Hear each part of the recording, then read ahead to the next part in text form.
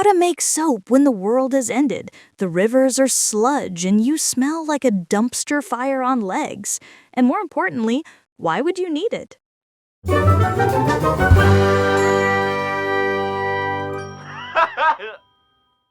The cities are bones. Water's poisoned, power's gone, and you reek.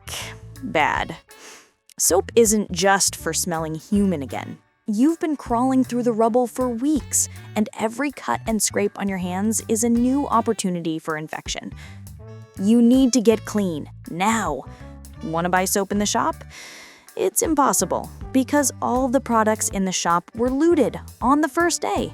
Solution? DIY Apocalyptic soap. Step 1. Find fat. Any fat. Animal fat, fryer grease, or the mystery goo in a can labeled meat product. Dump it into something that can burn without making you cry, like a rusty pot or the hubcap from a car that probably exploded. Step 2. Ash. From a fire. The darker, the better. Stir it into water until it looks like witch soup.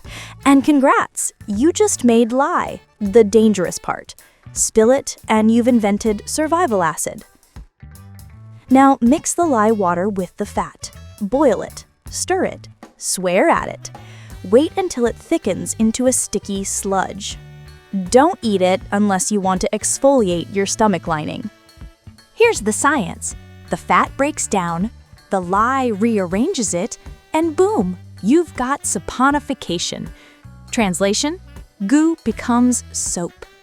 Rub it on your filthy hands, your rotting clothes, or your guilty conscience. If you lather and the smell of death fades a little, congrats, you survived. Cleaner than most. But did you know?